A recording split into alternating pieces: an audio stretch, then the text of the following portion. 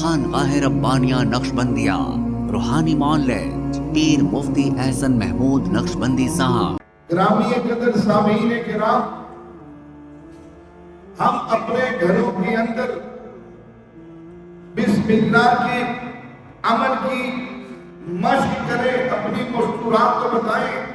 دروازہ کھولتے وقت بسم اللہ پڑھنی ہے، بند کرتے وقت بسم اللہ پڑھنا ہے، آٹا گوندتے وقت، روٹی شروع کرتے وقت، روٹی پکاتے وقت، ہر آن ہر گھڑی اس کا اہتمام کرنا ہے۔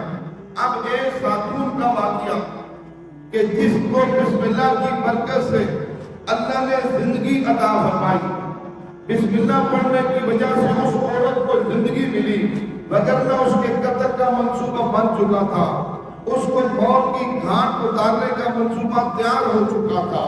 بسم اللہ کی برکت سے اللہ نے اس کو زندگی عطا فرمائی۔ کتابوں میں آتا ہے ایک بادشاہ، اس کا ایک وزیر تھا، اس وزیر کی ایک بیٹی تھی، وہ بادشاہ غیر مسلم تھا۔ بسم اللہ کی برکات سن کر وہ عورت، اس کی بیٹی مسلمان ہو گئی۔ ہر کام شروع کرنے سے پہلے بسم اللہ پڑھا کرتی تھی۔ وزیر کو بڑا غصہ تھا اس کے اوپر کہ یہ کیوں مسلمان ہو گئی، ہم غیر مسلم ہیں یا مجوسی ہیں یا عیسائی ہیں، کسی مذہب سے بھی تعلق رکھتے ہیں، اس عورت نے، اس بچی نے کیوں اسلام قبول کیا؟ اس کو بہت سخت غصہ تھا۔ اس نے حکومت سے مل کر کے ایک بناوٹ تیار کی کہ میں اپنی بچی کو قتل کرنا چاہتا ہوں، اس لیے یہ بد مذہب ہو چکی ہے، یہ ہمارے مذہب کو چھوڑ کر اسلام قبول کر چکی ہے۔ اب رب نے اس کو بسم اللہ کی برکت سے دولت اسلام سے مالا مال کیا تھا، باپ اسے مارنا چاہتا تھا۔ روایات میں آتا ہے ایک دن اس کے باپ نے یعنی وزیر نے کہا یہ بادشاہ کی مور والی انگوٹھی ہے، اپنے پاس رکھ لو، جب میں مانگوں گا تو مجھے دے دینا۔ چنانچہ اس نے باپ سے لے کر بسم اللہ پڑھ کر جیب میں ڈال دی۔ چنانچہ رات کو سوئی، اس کے باپ نے کسی ذریعے سے وہ انگوٹھی نکلوا دی، وہ انگوٹھی نکلوا کر کے سمندر کے اندر پھینکوا دی۔ اب جب اس سے مانگا جائے گا یہ انگوٹھی نہیں دے گی، اسے قتل کر دیا جائے گا۔ چنانچہ وہ بات آئی گئی ہوگی، وہ جیسے سمندر کے اندر پہنچی، رب نے اپنے نام کی برکت سے اس انگوٹھی کو ایک مچھلی کے اندر محفوظ کر دیا۔ شکاری شکار کرنے گیا، اس مچھلی کو پکڑ کر لے کر آیا۔ جب بازار کے اندر آئی، یہ وزیر پہنچ گیا، اس نے اس مچھلی کو خرید کر کے گھر لایا، گھر لا کر کے اس بیٹی کو کہا بیٹی اس مچھلی کو پکاؤ۔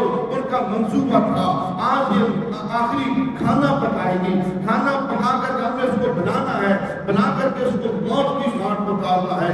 چنانچہ اس بیٹی کے سامنے مچھلی رکھی گئی، اس نے بسم اللہ پڑھ کر اس کا پیٹ چاک کرتی ہے۔ جیسے پیٹ چاک کیا وہ انگوٹھی پڑی ہوئی تھی تو اس نے فوراً بسم اللہ پڑھ کے انگوٹھی نکالی اور بسم اللہ پڑھ کے انگوٹھی جیب میں ڈالی۔ چنانچہ مچھلی پکی، کھانا تیار ہوا، سب نے کھانا کھایا۔ پھر بادشاہ کے پاس وزیر پہنچا، پہنچ کر کے اس نے اپنی بیٹی کو بنا کر کے بادشاہ کے سامنے کہا وہ مور جو بادشاہ کی انگوٹھی والی مور تھی وہ مجھے دے دو جو تمہیں میں نے رکھنے کے لیے دے دی۔ اس نے بسم اللہ پڑھ کے جیب میں ہاتھ ڈالا، انگوٹھی نکال کے جب دی تو ساری مملکت حیران رہ گئی، یہ کیا ہوا؟ یہ انگوٹھی ہم نے اپنے ہاتھوں سے سمندر میں پھینکی تھی، اس سمندر سے پھینکی ہوئی انگوٹھی اس بچی کے پاس کہاں سے پہنچ گئی؟ رب نے بسم اللہ کی برکت دی کہ بسم اللہ کی برکت سے صرف وضو کرنے کی وجہ سے یعنی جسم پاک نہیں ہوتا، بسم اللہ کی برکت سے صرف اجر نہیں ملتا بلکہ بسم اللہ کا اہتمام کرنے سے زندگیاں بھی اللہ بچاتا ہے۔ ہمارے ہاں جادو، جنات، بندش اور نظر بد کا شافی علاج قرآن و سنت کی روشنی میں کیا جاتا ہے۔